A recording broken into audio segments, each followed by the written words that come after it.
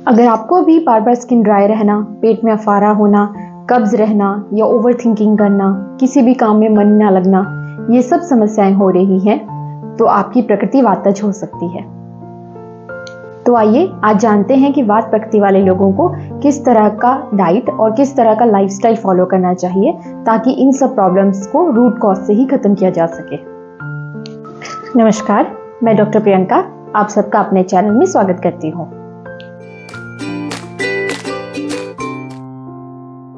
हमारा शरीर 3 दोषों से मिलकर बना है, जिसमें से कि मोस्ट इंपॉर्टेंट दोष है वात। वात हमारे शरीर में बहुत सारे फंक्शंस को रेगुलेट करता है, पर जब यही वात प्रकोपित हो जाता है तो शरीर में 80 प्रकार की बीमारियां उत्पन्न कर सकता है। इस सीरीज के फर्स्ट वीडियो में मैंने आपसे डिस्कस किया था कि अपनी प्रकृति कैसे पता की जा सकती है, जिसका लिंक मैं आपको डिस्क्रिप्शन बॉक्स में भी दे दूंगी। जिन लोगों की प्रकृति वातज है या वात पित्तज है या वात कफज है, उनमें थोड़ा सा ही अपथ सेवन करने से भी वात प्रकोपित होने के चांसेस ज्यादा रहते हैं। तो आइए आज डिस्कस करते हैं कि वात प्रकृति लोगों को किस तरह का डाइट और लाइफस्टाइल फॉलो करना चाहिए जिससे कि उनकी वात हमेशा नॉर्मल रहे। जब भी हम वात दोष का नाम सुनते हैं तो 3 क्वालिटीज हमारे माइंड में आती हैं, लाइट, कोल्ड एंड ड्राई। अब इन्हीं क्वालिटीज से अपोजिट आहार विहार हमारे वात को नॉर्मल रखने में हमारी हेल्प करेगा। आपको वात दोष की क्वालिटीज बताने से यहाँ मेरा पर्पस सिर्फ ये है ताकि आपको एक लंबी लिस्ट न याद रखनी पड़े कि क्या खाना है और क्या नहीं खाना है। आपको हर चीज में, हर विहार में, हर लाइफस्टाइल के लिए आपको बस ये ध्यान रखना है कि कहीं ये इन तीनों गुणों को बढ़ा तो नहीं रहा, और जो भी मैं खा रहा हूँ वो कहीं इन तीनों गुणों को फेवर तो नहीं कर रहा है। That's it. Favour warm over cold. आप जो भी खाने में चीज ले रहे हैं उसमें आपको सिर्फ ये ध्यान रखना है कि वो चीज बासी नहीं होनी चाहिए और ठंडी नहीं होनी चाहिए।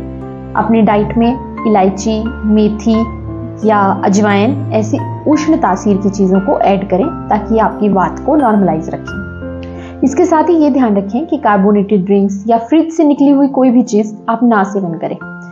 पानी हमेशा गर्म ही पिएं और गर्मियों में भी रूम टेम्परेचर से कम टेम्परेचर का पानी आपको नहीं लेना है। Favour oily over dry. अपनी डाइट में ज्यादा से ज्यादा घी और तेल को ऐड करें, प्रोवाइडेड वो अच्छी क्वालिटी का होना चाहिए। इसके अलावा आप अपनी डाइट में दूध, छाछ, नट्स जिनमें ऑयल रहता है, सीड्स और गेहूं, ये सब ऐड कर सकते हैं। तो अवॉइड क्या करना है, आलू क्योंकि वो ड्राइंग फ्रूट है, और इसके अलावा आप अवॉइड कर सकते हैं बीन्स, पॉपकॉर्न। आपको ये सब चीजें अवॉइड करनी चाहिए। Favour nourishing over light. वात प्रकृति लोगों को मधुर, अम्ल और लवण चीजों का ज्यादा से ज्यादा सेवन करना चाहिए।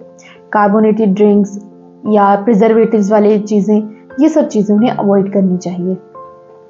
अगर आप वात प्रकृति हैं और आपको मॉर्निंग में ब्लैक कॉफी, ब्लैक टी या ग्रीन टी लेना बहुत पसंद है, तो मैं आपको सजेस्ट करूंगी कि आप उसकी बजाय नॉर्मल चाय या नॉर्मल कॉफी ले सकते हैं, दूध वाली, बशर्ते आप उसमें चाय या कॉफी की मात्रा बहुत ही कम रखें, क्योंकि वात प्रकृति लोगों को कैफीन, निकोटीन या हार्ड अल्कोहल का जितना कम हो सके उतना सेवन करना चाहिए। इसके अलावा जो भी भोजन स्मूथ टेक्सचर का है वो वात को कम करेगा, जैसे केला है या फिर प्यूरिड सूप्स आप बना सकते हैं, ये सब वात को कम करते हैं। आपको मैंने वीडियो के स्टार्टिंग में ही एक बात कही थी कि I don't want to give you a list of things, I just want to make sure कि आपको उन चीज़ों का गुण पता हो ताकि आप खाते समय खुद डिसाइड कर सकते हैं कि आपको इसमें क्या खाना है और क्या नहीं, या फिर अगर कोई भी चीज़ जो आपकी वात को बढ़ा सकती है आप उसमें क्या एक्स्ट्रा ऐड कर सकते हैं सो दैट वो आपके वात को प्रकोप ना कर पाए। वात प्रकृति लोगों को मधुर आहार में नेचुरली स्वीटेंड चीज़ें लेनी चाहिए, रिफाइंड शुगर अवॉइड करनी चाहिए। अम्ल चीज़ों में ग्रेप्स ले सकते हैं, ऑरेंजेस ले सकते हैं, पाइनएप्पल्स ले सकते हैं। इसके अलावा लवण में सेंधा नमक का इस्तेमाल करना चाहिए। अब अवॉइड क्या करना चाहिए, तो उन्हें कटु रस में मिर्ची, मूली, शलगम ये सब अवॉइड करना चाहिए। तिक्त रस में बैंगन, चॉकलेट्स ये अवॉइड करने चाहिए, और कषाय रस में अनार, चने, क्रैनबेरी ये सब चीज़ें अवॉइड करनी चाहिए। अब हम बात करेंगे लाइफस्टाइल मॉडिफिकेशंस की। वात प्रकृति लोगों को रेगुलर नरिशमेंट की आवश्यकता पड़ती है, इसलिए उन्हें फास्टिंग कम से कम करनी चाहिए। जितना हो सके हफ्ते में 2 बार या 3 बार अपनी पूरी बॉडी में ऑयल मसाज करनी चाहिए। इसके अलावा ऑरिफिस ऑयलिंग, जैसे कि नाक में, कान में, नेवल में और गुदा मार्ग में भी ऑयलिंग करनी चाहिए। और अगर हो सके तो वात प्रकृति लोगों को ऑयल पुलिंग की प्रैक्टिस को भी अपनी डेली रूटीन में ऐड करना चाहिए। इसके अलावा नस्य कर सकते हैं। नस्य के लिए गोघृत का यूज़ कर सकते हैं, क्योंकि नाक को ही आयुर्वेद के हिसाब से शिर का द्वार कहा गया है। तो इसलिए अगर वात प्रकृति लोगों में हेडेक की प्रॉब्लम हो रही हो या इरिटेबिलिटी रह रही हो या किसी काम में मन नहीं लग रहा है, तो उनके लिए नस्य करना एक बहुत ही अच्छी ऑप्शन हो सकती है। वात प्रकृति लोगों को अपना खाना जो है टाइमली लेना चाहिए, क्योंकि उनकी डाइजेस्टिव पावर जो होती है वो कम होती है। अगर आप अपनी मील स्किप करेंगे तो वो डाइजेस्टिव पावर और भी कम होती चली जाएगी। इसके साथ ही स्लीप का पूरा ध्यान रखना चाहिए।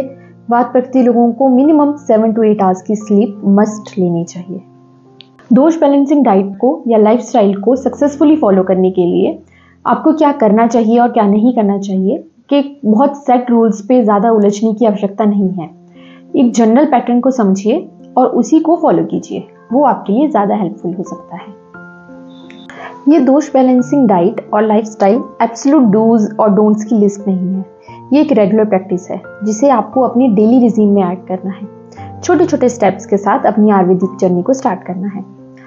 आप जो भी चेंज करें वो छोटा ही ज़रूर लेकिन सस्टेनेबल होना चाहिए, और आप देखेंगे कि ये छोटे छोटे चेंजेस ही आपके लिए कितने बेनिफिशियल होते हैं। और इस जर्नी को आप अपने लिए एक सेल्फ अवेयरनेस की जर्नी भी समझ सकते हैं। शुभमस्तु।